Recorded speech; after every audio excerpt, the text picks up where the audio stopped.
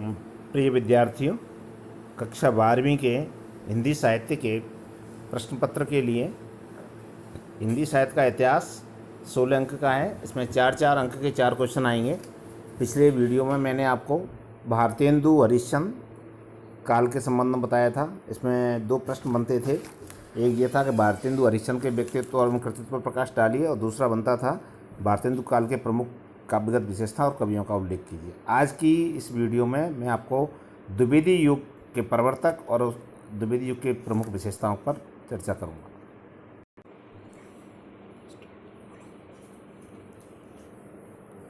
पंडित महावीर प्रसाद द्विवेदी हिंदी साहित्य के युग प्रवर्तक साहित्यकार हैं। उनके नाम से हिंदी साहित्य के आधुनिक काल के दूसरे काल को द्विवेदी काल कहा जाता है।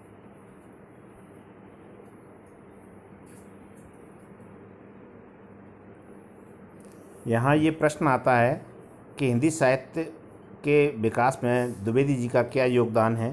तो आपको इसमें द्विवेदी जी का थोड़ा परिचय लिखना है और उनके व्यक्तित्व और कृतित्व पर प्रकाश डालना। पंडित द्विवेदी जी का जन्म सन 1864 में रायबरेली के दौलतपुर नामक गांव में हुआ था। उन्होंने रेलवे में अपनी नौकरी की, लेकिन उन्होंने अपनी नौकरी छोड़कर अपना सारा जीवन हिंदी भाषा और साहित्य की सेवा में लगा दिया। सन 1900 में हिंदी में सरस्वती नामक पत्रिका का प्रकाशन हुआ और 1903 में द्विवेदी जी इसके संपादक बने। इन्होंने सरस्वती पत्रिका के संपादक के रूप में हिंदी भाषा के परिमार्जन का ऐसा कार्य किया जो आज तक भुलाया नहीं जा सकता। खड़ी बोली को मानव रूप प्रदान करने में द्विवेदी जी का विशेष योगदान है। इन्होंने संपत्ति शास्त्र नाम की एक अर्थशास्त्री किताब भी लिखी। इसके अलावा काव्य मंजूषा, काव्य कुंज, अबला विलाप, गंगा लहरी, ऋतु तरंगिणी और कुमार संभवसार इनकी प्रसिद्ध रचनाएं हैं। हिंदी साहित्य में आधुनिक काल में हिंदी आलोचना और निबंधाकार के रूप में द्विवेदी जी अपना विशेष स्थान रखते हैं। द्विवेदी जी ने हिंदी आलोचना का एक नया अध्याय शुरू किया। इनका संपूर्ण साहित्य महावीर प्रसाद द्विवेदी रचनावली के 15 खंडों में संकलित है। इन्हें हिंदी साहित्य के आधुनिक काल का युग प्रवर्तक साहित्यकार के रूप में जाना जाता है। ये प्रश्न का उत्तर आपको 80 शब्दों में लिखना है।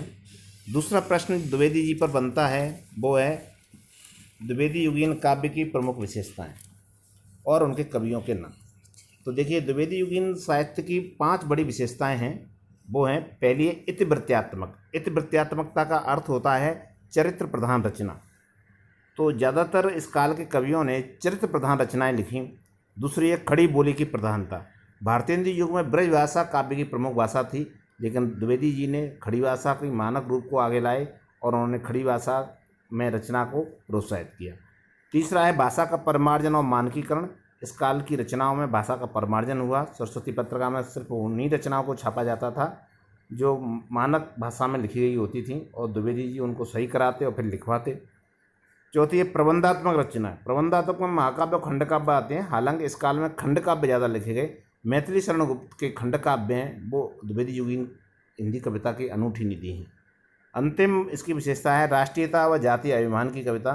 तो द्विवेदी युगीन कवियों ने भारत के राष्ट्रीय स्वतंत्रता संग्राम को ध्यान में रखते हुए लोगों में राष्ट्रीय चेतना जगाने के लिए कविताएं लिखीं, और भारतीयता यानी जातीयता का स्वाभिमान इन कविताओं में था। और द्विवेदी जी के काल के कवि मैथिली शरण गुप्त इसके साक्षात उदाहरण हैं। इस काल के प्रमुख कवियों को याद रखने के लिए मैंने एक ट्रिक बनाई है, आप देखिए नोट्स में। ट्रिक है कि मैथिली सिया को लेकर श्री राम महावीर के साथ अयोध्या आए। देखिए, भारतेंदु काल के प्रमुख कवियों की भी हमने एक ट्रिक बनाई थी।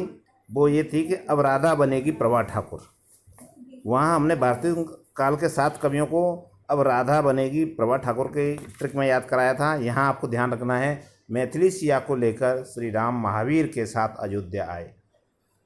सॉरी, मैथिली का मतलब है मैथिली शरण गुप्त, सिया का नाम है सिया राम शरण गुप्त, दोनों भाई थे। श्री का अभिप्राय है श्रीधर पाठक। राम आया है राम नरेश त्रिपाठी के लिए, महावीर स्वयं महावीर प्रसाद द्विवेदी के लिए, और अयोध्या सिंह उपाध्याय हरिऔध के लिए।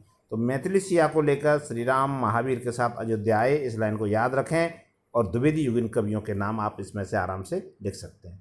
धन्यवाद।